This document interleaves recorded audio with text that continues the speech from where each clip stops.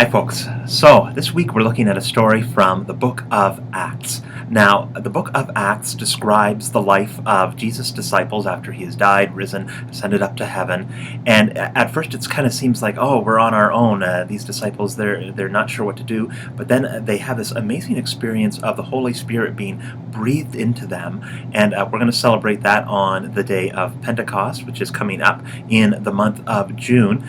But before we get to that story that actually comes before this story, we're going to talk about it now during the season of Easter, because it's all the stuff that's happening right after Jesus has risen.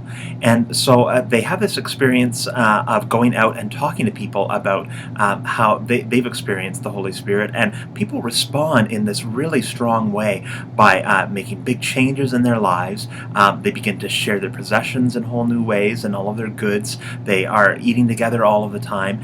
And it's interesting because we see that this early community is really based on holding things in common. And that's not just kind of the Miss Manners idea of, okay, it's nice to share. It's this sense, I believe, that because the Holy Spirit has been breathed into people and they have this sense of the indwelling of God present in them and within one another, they begin to, to be affected by that spirit of compassion, and they recognize the presence of the Holy Spirit in one another, and so they begin to share things in common. They recognize that that's one of the primary acts of loving. So during Sunday school this week, we're going to be looking at, okay, well, what does it mean for us to be sharing things in our lives today? And I think that's pretty important, because in our current culture, a lot of the time the focus is on, okay, how much stuff can I get for myself? How many possessions can I accrue?